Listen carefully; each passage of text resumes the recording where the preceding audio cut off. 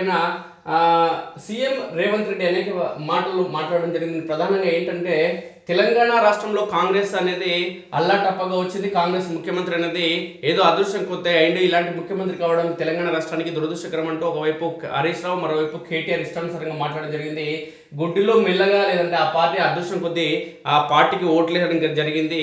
తెలంగాణ ప్రజలు ఓట్లేసి కాంగ్రెస్ పార్టీని గెలిపించుకొని ఇప్పుడు బాధపడుతున్నారనే కోణంలో తెలంగాణ టీఆర్ఎస్ పార్టీకి సంబంధించిన మేధావులు, అతిరేత మహారాజులు కేటీఆర్, హరీష్ రావు, కేసీఆర్ మాట్లాడడం జరుగుతుంది. దీనికి సంబంధించి నిన్న సీఎం రేవంత్ రెడ్డి మాట్లాడుతూ నీకు దమ్ముంటే నువ్వు మొగోను అయితే ఒక్క ఎంపీ సీట్ గెలిపించుకో కేటీఆర్ అనే కోణంలో నిన్న సవాల్ విసరడం జరిగింది సీఎం రేవంత్ రెడ్డి. దీనికి సంబంధించిన వార్త రావడం జరిగింది. ఎందుకంటే మీరు ఇచ్చిన హామీలు ఏవి నెరవేర్చిన తెలంగాణ ప్రజలందరికీ కూడా, అంటే 2014-18 ఎన్నికల్లో మీరు ఇచ్చిన హామీలు కావచ్చు, 2014 కంటే ముందు తెలంగాణ ఉద్యమ సమయంలో మీ అయ్యా తెలంగాణ రాష్ట్రానికి దళిత సోదరులు ముఖ్యమంత్రి, దళితులకు 3 ఎకరాల భూమి కావచ్చు, తెలంగాణ రాష్ట్రం ఏర్పడిన తర్వాత 2 సార్లు ఎన్నికల్లో మీరు గెలిచిన మీ పార్టీ ఏ ఒక్క హామీని తెలంగాణ ప్రజలకు ఇచ్చినటువంటి హామీని మీరు నెరవేర్చలేదు. నిరుద్యోగ నిధుల నియామకాల కోసం ఏర్పడిన తెలంగాణ రాష్ట్రంలో ఏవి కూడా మీరు నెరవేర్చలేదు. ప్రాజెక్టులు పూర్తి చేయలేదు, ఉద్యోగాల భర్తీ చేయలేదు, 50 ఏళ్లకు పెంచిన సంబంధించి ఇవ్వలేదు, నిరుద్యోగ భృతి ఇవ్వలేదు, డబుల్ బెడ్రూమ్ ఇల్లు కట్టేయలేదు.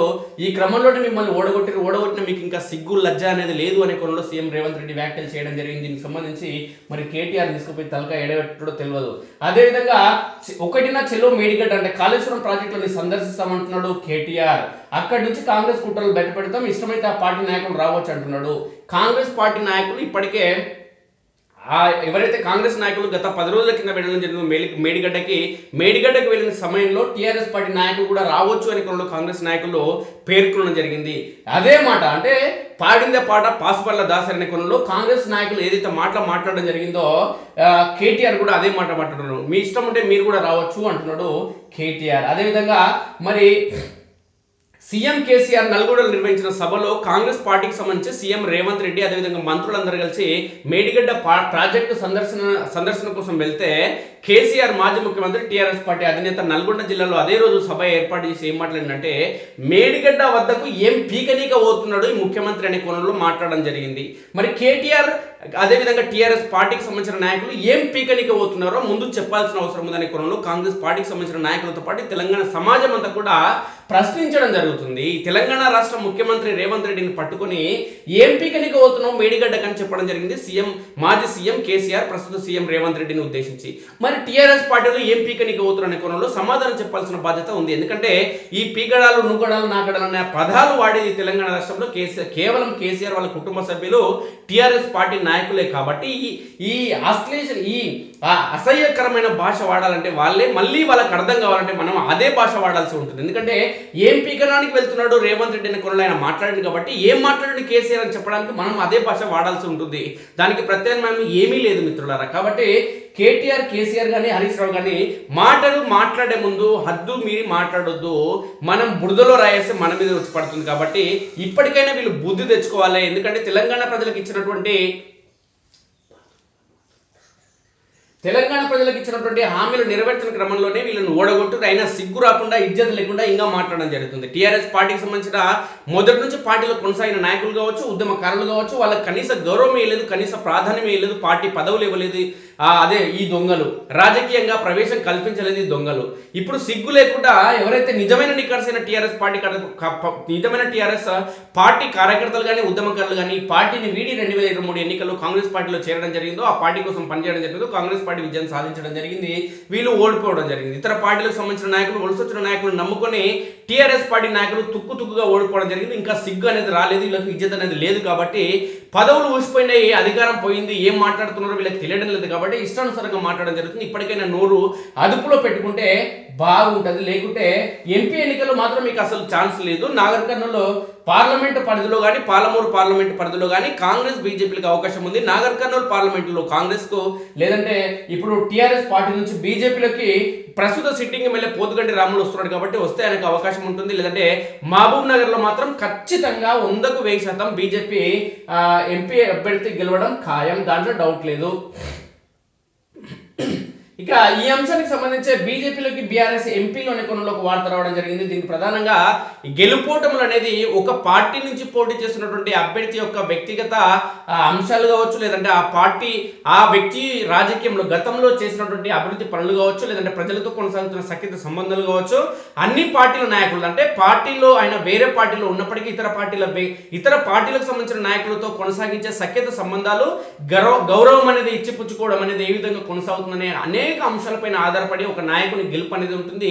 అదేవిధంగా పార్టీ యొక్క గెలుపు, అదే పార్టీ యొక్క ప్రభావం, అదేవిధంగా పార్టీలో ఉన్న ముఖ్య నేతల ప్రభావం అనేది కూడా ఆధారపడి ఉంటుంది. ప్రధానంగా ఈ పార్లమెంట్ ఎన్నికలు అనేవి కేవలం ఈసారి 2024 పార్లమెంట్ ఎన్నికలను కేవలం ఈ తెలంగాణ రాష్ట్రంలో కేవలం బీజేపీ కాంగ్రెస్ మధ్యనే పోటీ అనేది కొనసాగుతుంది. టీఆర్ఎస్ పార్టీ అనేది లేదు. ఎందుకంటే గత ఎన్నికల్లో తెలంగాణ రాష్ట్రంలో 2018 ఎన్నికల్లో టీఆర్ఎస్ పార్టీ బంపర్ మెజార్టీతో గెలిచిన ఇతర పార్టీలకు సంబంధించిన నాయకులు కొంతమందిని కొనుక్కున్నా ఆ పార్టీ అనేది ఒక స్థానంలో ఉండేది. అప్పుడే కారు సారు 16 అంటే దానిలో సగం కూడా గెలవలేదు కేసీఆర్. కాబట్టి ఈసారి ఆ పార్టీ అనేది అతిగతి లేకుండా పోయింది. ఆ పార్టీలో నాయకులందరూ కూడా వలసపోతున్నారు. సిట్టింగ్ ఎంపీలు కూడా ఇతర పార్టీలోకి వెళ్తున్నారు. కాబట్టి ఈ ప్రభావం అనేది టీఆర్ఎస్ పార్టీకి గండంగా మారింది. ఒకటి లేదంటే 2 స్థానాలు పార్లమెంట్ స్థానాలు గెలవడం అనేది టీఆర్ఎస్ పార్టీకి గగనంగా మారింది. దీనికి తోడు గత 2018 ఎన్నికల్లో కేవలం అసెంబ్లీ ఎన్నికల్లో ఒకే ఒక స్థానాన్ని గోషమాల్ ఎమ్మెల్యే రాజాసింగ్ గెలవడం జరిగింది బీజేపీ తరఫున. అయినప్పటికీ కూడా బీజేపీ ఎంపీ అభ్యర్థులు మాత్రం 4 గెలవడం జరిగింది. కాబట్టి దీనికి ప్రధాన కారణం ఏంటంటే బీజేపీ 4 ఎంపీలు ఇక్కడ గెలవడానికి కారణం ఏంటంటే జాతీయ స్థాయిలో ఈ దేశానికి ప్రధానమంత్రిగా మోడీ చేస్తున్నటువంటి పాలనా రీతి కావచ్చు, 10 ఏళ్ల కాలంలో ఒక అవినీతి అక్రమం, ఒక స్కామ్ అనేది బీజేపీ పాలనలో లేకపోవడం అనేది దేశంలోని ప్రజలందరూ కూడా ఆకర్షించడం జరిగింది. అదేవిధంగా భారతదేశం యొక్క కీర్తి ప్రపంచ దేశాల ముందు పెంపొందించడం జరిగింది. పాకిస్తాన్తో వ్యవహరించిన వ్యవహార తీరు కావచ్చు, చైనాతో వ్యవహరించిన తీరు కావచ్చు, భారత బార్డర్లలో ప్రధాని నరేంద్ర మోడీ చేస్తున్నటువంటి కసరత్తు కావచ్చు, అదేవిధంగా భారతదేశానికి సంబంధించిన బార్డర్ ఏదైతే ఉందో ఆ బార్డర్ ని పరిరక్షణతో పాటు ఆర్మీ జవాన్ల హక్కుల పరిరక్షణ కోసం కావచ్చు, వాళ్ళకు స్వేచ్ఛగా విధులు నిర్వహించేందుకు పరిస్థితులు కావచ్చు, లేదంటే వాళ్ళకు కల్పించాల్సిన మౌలిక వసతులు కావచ్చు, ఇవన్నింటిలో ప్రధాని నరేంద్ర మోడీ విజయం సాధించడం జరిగింది. వీటన్నిటికంటే ముఖ్యంగా గతంలో కాంగ్రెస్ పార్టీ జాతీయ స్థాయిలో 55 ఏళ్లకు పైగా పాలన కొనసాగించడం జరిగింది. ఈ దేశాన్ని కాంగ్రెస్ పార్టీ 55 ఏళ్లకు పైగా పాలించడం జరిగింది. అయితే కాంగ్రెస్ పార్టీ పాలించిన ప్రతిసారి కూడా 100 కోట్ల స్కామ్లు అనేది రావడం జరిగింది. కానీ ప్రధాని నరేంద్ర మోడీ ఎప్పుడైతే బాధ్యతలు చేపట్టడం జరిగిందో ప్రధానిగా ఒక స్కామ్ కూడా ఈ దేశంలో అనేది లేవని తెలియదు, ఒక స్కామ్ కూడా జరగలేదు. కాబట్టి దేశ ప్రజలందరూ కూడా ప్రధాని నరేంద్ర మోడీ మరోసారి ప్రధానమంత్రి కావాలని కోరుకోవడం జరుగుతుంది. కాబట్టి తెలంగాణ రాష్ట్రంలో కూడా ఖచ్చితంగా బీజేపీకి సంబంధించి గతంలో 4 ఎంపీలు గెలిచిన ఆ స్థానాలు మరిన్ని పెరిగే అవకాశం ఖచ్చితంగా ఉంది. దీనికి ప్రధాన కారణం ఇక్కడున్న రాష్ట్ర అధ్యక్షుడు, తెలంగాణ రాష్ట్ర అధ్యక్షుడు మొహం చూసి ఎవరు ఓట్లేసే పరిస్థితి లేదు. కానీ ప్రధాని నరేంద్ర మోడీ మొహం చూసి ఓట్లేసే అవకాశం ఉంది. జాతీయ స్థాయిలో ప్రధాని నరేంద్ర మోడీ మరోసారి ప్రధానమంత్రి అయితే ఈ రాష్ట్రంలో ముఖ్యమంత్రి ఎవరున్న సంబంధం లేదు. జాతీయ స్థాయిలో ప్రధానమంత్రి నరేంద్ర మోడీ ఉంటే ఈ దేశం మరింత సురక్షితంగా ఉంటుందనే కోణంలో ఒక తెలంగాణ రాష్ట్రంతో పాటు దేశంలో ఉన్న ప్రజలందరూ కూడా నమ్మడం జరుగుతుంది. దీనికి సంబంధించి ఈ తెలంగాణ రాష్ట్రంలో బీఆర్ఎస్ పార్టీకి సంబంధించిన అనేక మంది సిట్టింగ్ ఎంపీలు బీజేపీలోకి వచ్చే అవకాశం ఉంది. దీనికి సంబంధించిన వార్త ఒకసారి చూస్తే ఒకవేళ బీజేపీలోకి బీఆర్ఎస్ ఎంపీ అభ్యర్థులు వస్తే వాళ్ళు అంటే తెల్ల కాగితాలు లాంటి వారి జీవితం గతం కనుక ఉంటే వాళ్ళ ప్రభావం అనేది కూడా బీజేపీలో మరింత పడి బీజేపీకి మరిన్ని సీట్లు పెరిగే అవకాశం ఉంది. ఇప్పుడు నాగర్ కర్నూలు సిట్టింగ్ ఎంపీ పోతుగంటి రాములు గతంలో ఈయన అచ్చంపేట నియోజకవర్గం నుంచి 3 సార్లు గెలవడం జరిగింది. చంద్రబాబు నాయుడు హయాంలో మంత్రిగా క్రీడా శాఖ మంత్రిగా కొనసాగడం జరిగింది. ప్రస్తుతం నాగర్ కర్నూలు సిట్టింగ్ ఎంపీ కల్వకుర్తి మండలం గుండూరు గ్రామానికి సంబంధించిన వ్యక్తి. అన్ని వర్గాలతో సఖ్యత సంబంధాలు కొనసాగించినటువంటి పోతుగంటి రాములు ఖచ్చితంగా వచ్చే ఎన్నికల్లో కనుక బీజేపీ తరఫున పోటీ చేస్తే బలమైన అభ్యర్థిగా బరిలో నిలవడం ఖాయం. ఒకవేళ గెలిచిన ఆశ్చర్యం అనేది లేదు. దీనికి ప్రధాన కారణం ఏంటంటే కాంగ్రెస్ పార్టీలో తన్నులాటలు మొదలైనవి, గ్రూప్ రాజకీయాలు మొదలైనవి. పార్లమెంట్ ఎన్నికలు, అసెంబ్లీ ఎన్నికలప్పుడు పోటీ చేసేందుకు దిక్కు లేకుండా ఆ పార్టీకి రేవంత్ రెడ్డి పుణ్యమా అంటూ తెలంగాణ రాష్ట్రంలో కాంగ్రెస్ పార్టీ అధికారంలోకి వచ్చింది. ఎమ్మెల్యేలు అత్యధిక మంది గెలవడం జరిగింది. ఉమ్మడి పాలమూరు జిల్లాలో కూడా 14 అసెంబ్లీ స్థానాలు ఉంటే 12 స్థానాల్లో కాంగ్రెస్ పార్టీ గెలవడం జరిగింది. ఈ కాంగ్రెస్ పార్టీ ఎమ్మెల్యేలు గెలిచిన క్రమంలో ఎంపీలుగా పోటీ చేస్తే మేము కూడా గెలిచే అవకాశం ఉందనే కోణంలో కళ్ళు కంటున్నారు కాంగ్రెస్ పార్టీ నాయకులు. ఈ క్రమంలోనే 3-4 గ్రూపులుగా విడిపోయిన కాంగ్రెస్ పార్టీకి సంబంధించిన నాయకులు అందరూ కూడా ఏం చేస్తున్నారంటే నాకే రావాలి ఎంపీ సీటు, నాకే కావాలనే కోణంలో, నాకే ఎంపీ అభ్యర్థితో రావాలనే కోణంలో గ్రూపులు, గుద్దులాటలు, తన్లాటలు మొదలు పెట్టిరు. నాగర్ కర్నూలు పార్లమెంట్ పరిధిలో మొత్తం ఫ్లెక్సీలు ఏర్పాటు చేసుకోవడం జరుగుతుంది. నేనే పార్లమెంట్ ఎంపీ అభ్యర్థిని, నేనే పార్లమెంట్ ఎంపీ అభ్యర్థిని. ఈ క్రమంలోనే ఎవరికి సీట్ వచ్చినా ఇంకొకరు పోటీ అంటే సహకరించే అవకాశం లేదు కాబట్టి పోతుగంటి రాములు మొత్తానికి మొత్తం ఒక మృదు స్వభావి, అన్ని వర్గాల ప్రజలతో సమన్వయంతో ముందుకు వెళ్లే వ్యక్తి కాబట్టి ఈయనకే గెలిచే అవకాశాలు ఖచ్చితంగా ఉంటాయి. నాగర్ కర్నూలు బీజేపీ అభ్యర్థిగా పోటీ చేస్తే మాత్రం పోతుగంటి రాములు బలమైన అభ్యర్థి, గెలిచే అవకాశాలు కూడా ఖచ్చితంగా ఉండే అవకాశం ఉంది. అదేవిధంగా మహబూబ్నగర్ పార్లమెంటు స్థానంలో ఖచ్చితంగా 100% డీకే అరుణ అక్కడ బీజేపీ అభ్యర్థిగా పోటీ చేస్తే మాత్రం బంపర్ మెజార్టీతో ఆమె విజయం సాధించడం ఖాయం.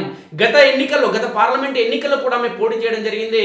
గత పార్లమెంట్ ఎన్నికల్లో 2,33,000కు పైగా ఓట్లు ఆమెకు రావడం జరిగింది. కాబట్టి రెండవ స్థానంలో ఆమె నిలవడం జరిగింది. టీఆర్ఎస్ పార్టీ అభ్యర్థి మన్నె శ్రీనివాసరెడ్డి ఆయన గెలవడం జరిగింది. కానీ ఈసారి ఆయన పోటీ చేసేందుకు అనాసక్తి చూపడం జరుగుతుంది.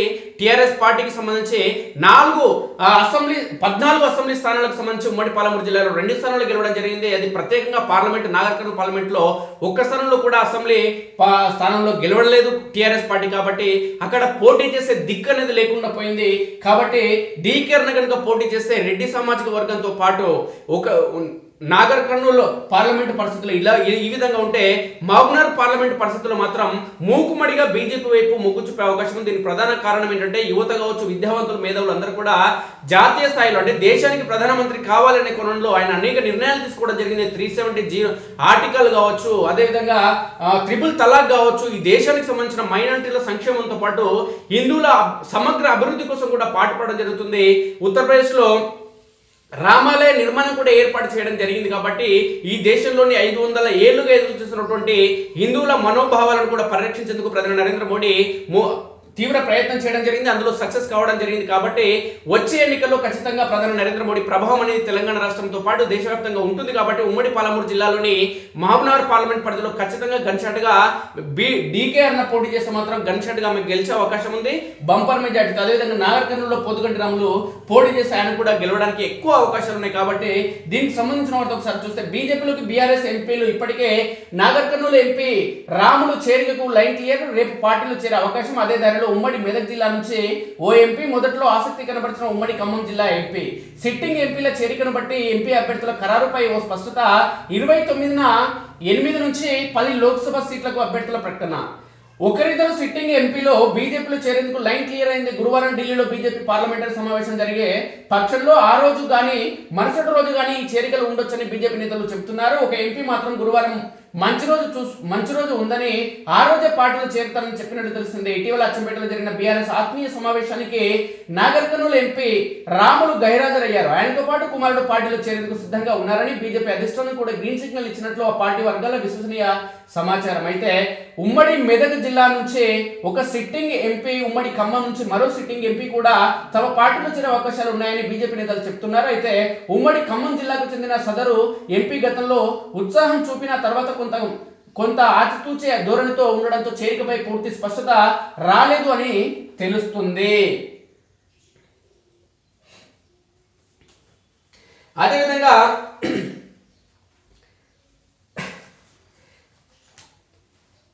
సర్వేలే ప్రతిపదిక మోదీ పాలనలో బీజేపీ పట్ల పెరుగుతున్న ఆదరణకు తోడు పార్టీ తరఫున బరిలో నిలపాలని భావిస్తున్న అభ్యర్థులు, ఇతర పార్టీల సిట్టింగ్ ఎంపీల ఇమేజ్ గుర్తింపు జత కలిస్తే గెలిచే అవకాశాలు మెరుగవుతాయని పార్టీ నాయకత్వం అంచనా వేస్తుంది. నేపథ్యంలో ఎంపీ అభ్యర్థుల ఎంపికపై వివిధ అంశాల ప్రతిపాదికన బీజేపీ సర్వేలు నిర్వహిస్తుంది. రాష్ట్రంలో 12 ఎంపీ సీట్ల పరిధిలో మోదీ పార్టీ పట్ల ప్రజల్లో మద్దతు 30% పైగా వ్యక్తం కాగా, ప్రజల్లో సొంతంగా 10 నుంచి 15% సానుకూలత సాధించే బలమైన అభ్యర్థికి టికెట్లు ఇస్తే 8 నుంచి 10 దాకా ఖచ్చితంగా గెలిచే అవకాశాలు ఉన్నాయని బీజేపీ ముఖ్య నేతలు అంచనా వేస్తున్నారు.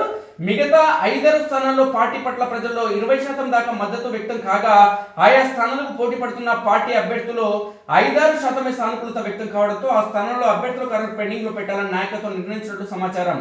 పార్టీ అభ్యర్థులు అంతగా బలం లేని ఆయా సెగ్మెంట్ల పరిధిలో ఇతర పార్టీలకు చెందిన సిట్టింగ్ ఎంపీలు వస్తే గెలిచే అవకాశాలపై అన్వేషణ సాగిస్తున్నట్టు తెలిసింది. ఇందులో భాగంగానే బీజేపీ టికెట్ ఆశిస్తున్న ఇతర పార్టీలకు చెందిన కొందరు సిట్టింగ్ ఎంపీలు ఓకే అంటే వారిలో బరిలో దించేందుకు నాయకత్వం సిద్ధమైనట్లు పార్టీ వర్గాల సమాచారం. ఇటీవల జరిగిన రాష్ట్ర పార్టీ విస్తృత భేటీలో నిర్వహించిన అభిప్రాయ సేకరణలో ఎంపీ రాములు చేరితే నాగరికర్నూలు ఎంపీ స్థానాన్ని తప్పక గెలవగలుగుతామనే అభిప్రాయాన్ని ఆ పార్టీ నేతలు వెలుబుచ్చినట్టు సమాచారం. పార్టీ పరంగా సర్వేతో పాటు రాములు వస్తే విజయం సాధిస్తామని అంచనా నేపథ్యంలో ఆయన చేర్చుకునేందుకు లైన్ క్లియర్ అయినట్టు తెలుస్తుంది. ఎంపీ పోతుగంటి రాములు 3 సార్లు ఎమ్మెల్యే, అందులో భాగంగా మంత్రి కూడా అయిండు, ఇప్పుడు ఎంపీ. ఇన్ని ఏళ్ల పాటు సుమారు 35-40 ఏళ్ళుగా ఆయన రాజకీయంలో కొనసాగుతున్నా ఏనాడు ఒక వ్యక్తి పైన ఆయన చేయి చేసుకోలేదు. ఎవరిని ఒక తిట్టిన వ్యక్తి కాదు, అత్యంత మృదు స్వభావి. కాబట్టి ఇలాంటి నాయకులు ప్రజల్లో ఉండడం అనేది ఒక మంచి స్ఫూర్తిదాయకం. కాబట్టి ఖచ్చితంగా పోతుగంటి రాములు గనక ఒప్పించి మెప్పించి బీజేపీలో చేర్చుకుంటే గనక ఆ పార్టీకి మైలేజ్ పెరిగినట్టే. మోదీ మైలేజ్ ఒకవైపు, రాములు వ్యక్తిగత చరిష్మా మరోవైపు కలిస్తే అచ్చంపేట నియోజకవర్గంలో బంపర్ స్థాయిలో ఓట్లు రావడం జరుగుతుంది. ఎందుకంటే 3 సార్లు ఆయన ఎమ్మెల్యేగా అక్కడ పోటీ చేయడం జరిగింది, మంత్రిగా గెలవడం జరిగింది. ఇప్పుడు అదేవిధంగా పార్లమెంట్ స్థానానికి ఇప్పుడు ఎంపీ కొనసాగడం జరుగుతుంది. బంపర్ మెజార్టీతో గత ఎన్నికల్లో ఆయన గెలవడం జరిగింది. కల్వకుర్తి నియోజకవర్గం ఆయన సొంత నియోజకవర్గం కాబట్టి ఇక్కడ కూడా సొంత పుట్టిన నియోజకవర్గం కాబట్టి ఇక్కడ కూడా భారీగా ఓట్లు పడతాయి. దీనికి తోడు కల్వకుర్తి నియోజకవర్గంలో బీజేపీ చాలా స్ట్రాంగ్గా ఉంది. కాబట్టి వనపర్తి నియోజకవర్గంలో కూడా బీజేపీ స్ట్రాంగ్గా ఉంది. ఇవన్నీ పరిణామాలను చూసుకుంటే బీజేపీ అనేది ఇక్కడ గెలిచేందుకు మెరుగైన అవకాశాలు ఉన్నాయి. కాంగ్రెస్లో తన్నులాటలు, గుంజులాటలు ఉన్నాయి కాబట్టి ఆ పార్టీకి మైనస్ అయ్యే అవకాశం ఉంది. టీఆర్ఎస్ పార్టీ అనేది నాగరికర్నూలులో లేనేలేదు కాబట్టి బంపర్ మెజార్టీతో ఈయన గెలిచే అవకాశాలు మాత్రం చాలా ఎక్కువగా ఉన్నాయనడంలో ఎలాంటి సందేహం లేదు.